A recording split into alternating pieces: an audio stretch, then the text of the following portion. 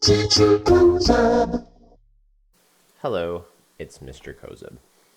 In this video, revision tips, comma splices, I will be explaining what a common mistake that people make in their writing is the comma splice. So I'll explain how you can recognize what a comma splice is, see when you're doing it, and I'll teach you how you can fix it. So the way we're going to start this is to explain what a clause is. So a clause is sort of the building block of language, of grammar, really. And it must contain a subject, which is usually a noun, and an action, which is a verb. So a clause is the basic block of grammar, and it must have these features.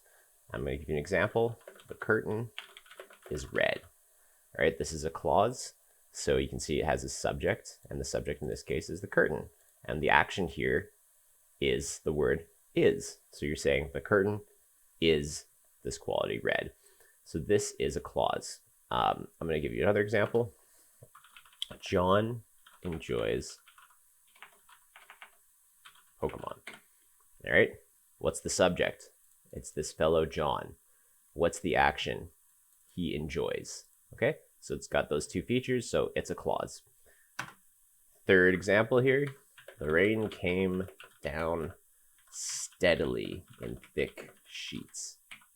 All right, it's longer, but it's still a clause because it has a subject, and the subject is the rain. And the action here is that it came down. Okay, then there's this other portion as well, but this just connects to this main clause. So overall, this is a clause. All right, so there's an important distinction in a different type of clause as well. You have an independent clause, which is just a clause that can stand on its own as a complete sentence. All right, so if you have a clause that basically forms a complete sentence, it's called an independent clause. And these are all examples of independent clauses because they all form a complete sentence. Okay, now we're going to talk about what happens when you put too many independent clauses together in a sentence. So you can have more than one independent clause in a sentence, but you need to use correct grammar to join them. If you don't use correct grammar to join independent clauses, what you could end up with is a run-on sentence. So that would be something that occurs when you join two or more independent clauses in one sentence without appropriate punctuation. So I'm going to give you an example here. The curtain is red. It's raining outside. All right. So what's the problem with this? Well, in fact, there are two independent clauses in the sentence and they're not joined appropriately.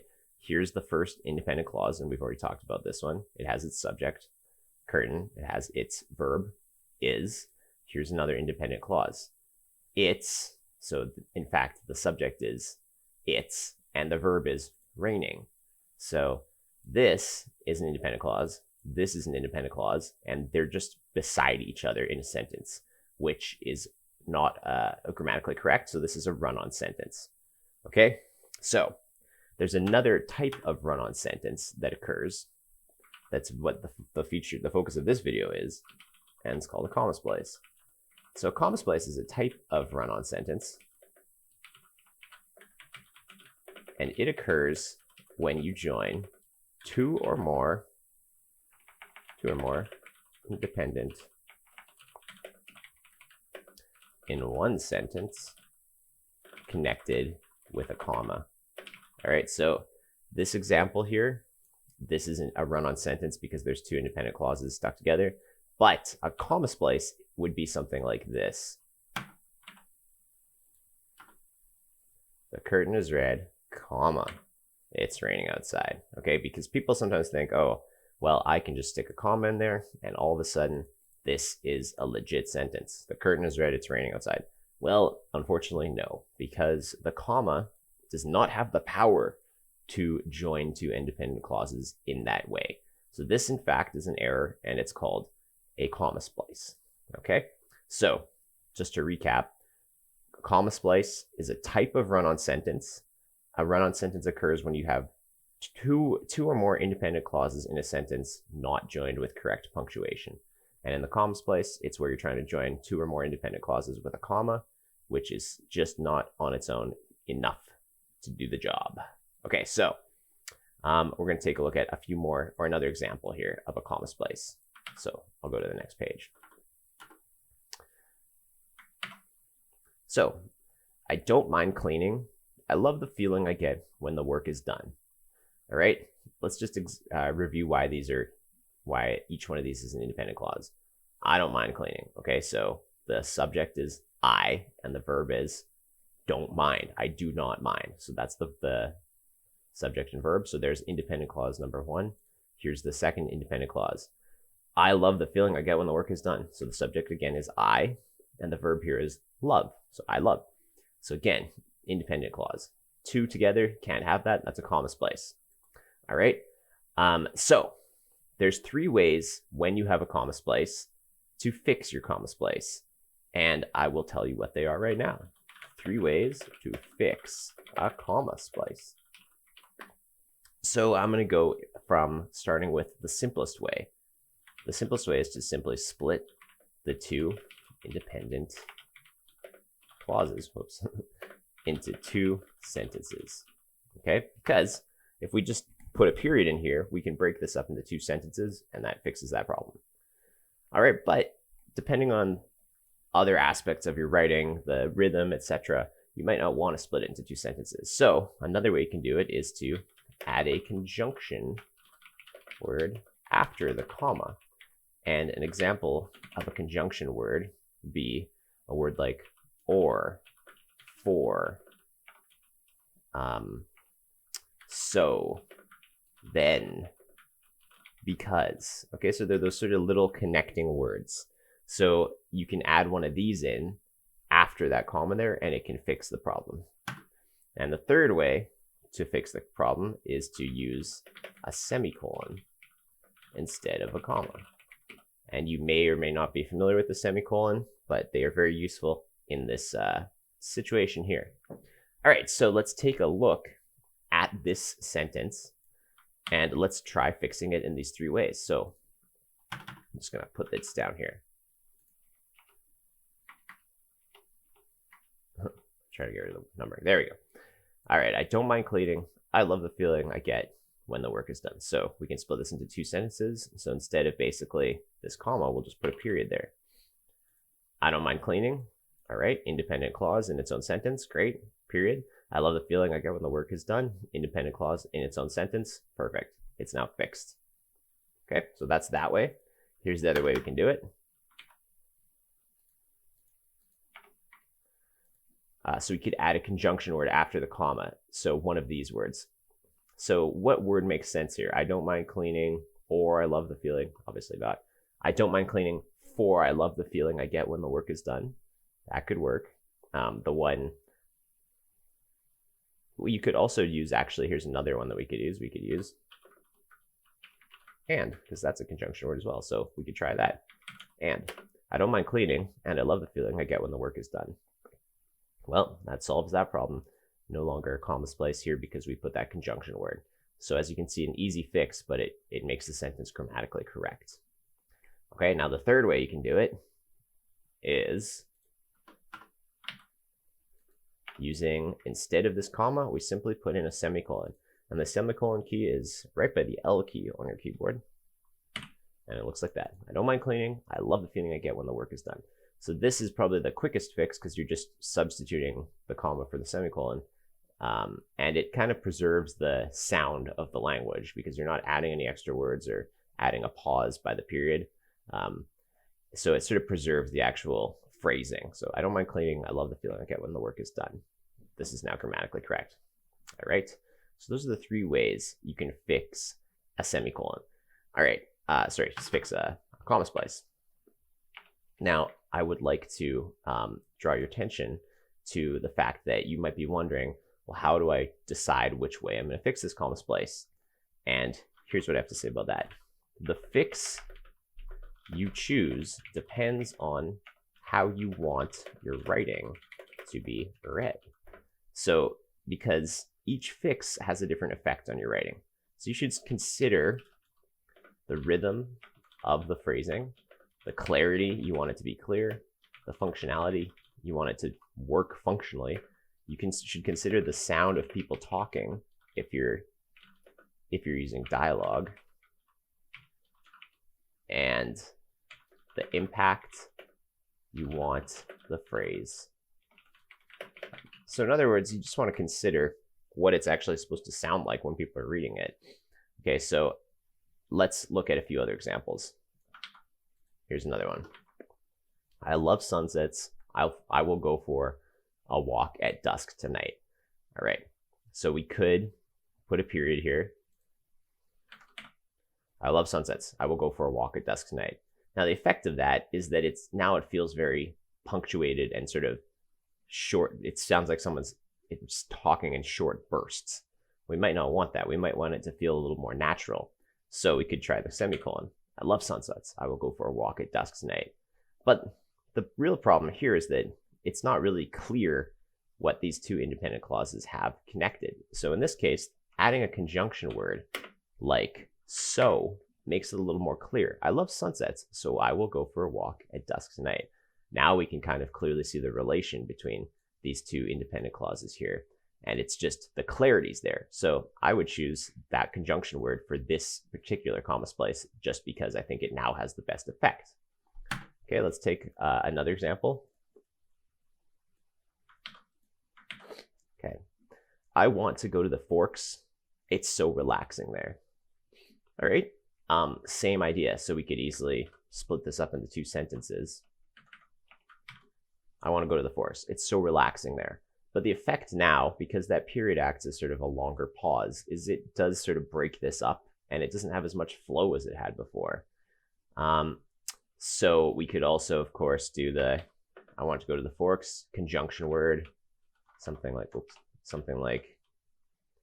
you know, I want to go to the Forks because it's so relaxing there. That also works, but now it sounds a little more sort of clunky. So in this case, I think maybe the semicolon is the right choice because I want to go to the Forks. It's so relaxing there.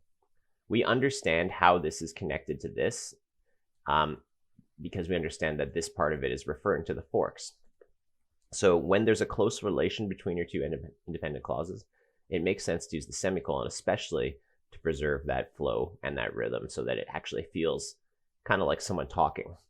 I should note that when people talk, we tend to actually talk with grammar that would use this semicolon a lot. So we tend to sort of talk in comma splices, in other words. It sounds okay for someone to say it, but it doesn't work in writing. So the semicolon, I think, is the best choice there. Okay, I'm going to use a longer example now. All right, you should restart your computer before calling IT. Only call IT after you have gone through all the troubleshooting steps in the manual. All right, now this one, it's a different kind of phrase. It's a little longer. It's a little more technical. It's a little more sort of practical. You know, it's not like an artsy type of sentence. It's very technical and to the point. Now, in this case, for clarity, I think what makes sense is to do the first fix and just put a period in there. And we'll have to capitalize that next part there to start of the next sentence. You should attempt to restart your computer before calling IT. Only call IT after you've gone through all the troubleshooting steps in the manual. So now it's clearer. We're not worried as much about rhythm or phrasing in this example. We're worried more about clarity because this is more a technical type of sentence. So the fix you choose really depends on what the effect is that you want your writing to have. And it depends on exactly what the writing is. So that's how I would consider that. Okay, let's go through a really longer example just because you might sometimes have something like this. You might have more than two independents. There we go. Clauses. Sometimes you might get something like this. All right. Diane is an excellent writer. She uses all sorts of adjectives and descriptive words to describe her characters. they have amazing depth and personalities.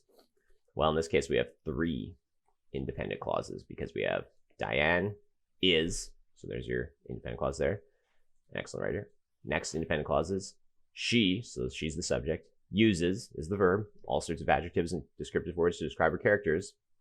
They have, so the next subject is they, and verb have. They have amazing depth and personality. So we actually have 3. So how can we break this up? Well, we can use some combination of these 3 techniques here. And again, it just depends on what we think makes most sense for the phrasing that we want to have in our writing. So I would suggest the easiest way to do this is to put a period here. So now we have Diane is an excellent writer, and this is going to be our next new sentence. She uses all sorts of adjectives and descriptive words to describe her characters. And here, why don't we try the semicolon? To describe her characters, they have amazing depth and personality. There, that solves that. So just a few quick little fixes, and we've improved the grammar there. All right, I'm going to add a tip, or a tip to think about here.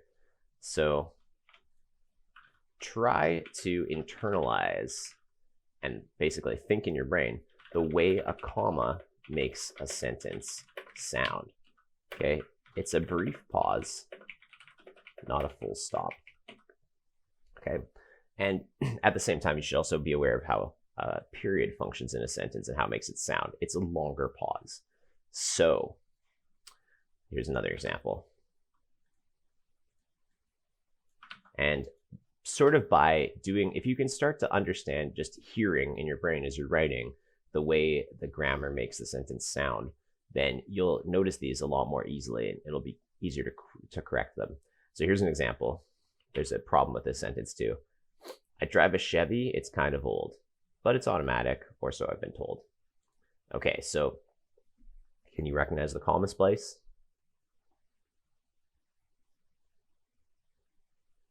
Let's look here first. So there's not a comma splice here because we have a conjunction word. So in fact, the conjunction word makes this a grammatically reasonable sentence. This, however, there's a comma splice. I drive a Chevy, okay? I, subject, drive, action. It's, subject, kind of, action. So we're having 2 independent clauses joined with a semicolon, or sorry, with a comma. So we've got our comma splice there. So how could we fix that? Well, same ways as before. Maybe a semicolon works.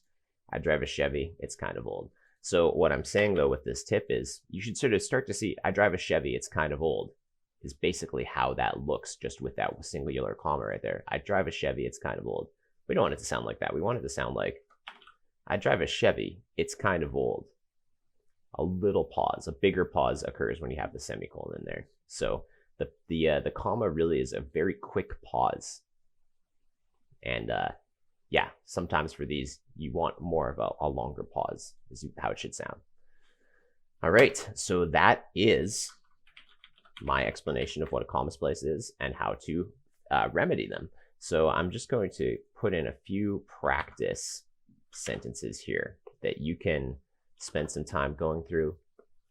Hopefully you can identify the comma splices in them, and you can fix those comma splices using those techniques I've listed above. All right, I'm also going to put this document up as a link by the video here, so you can check this out and refer to it for your own writing. All right, that was revision tips with Mr. Kozub about comma splices. See you later.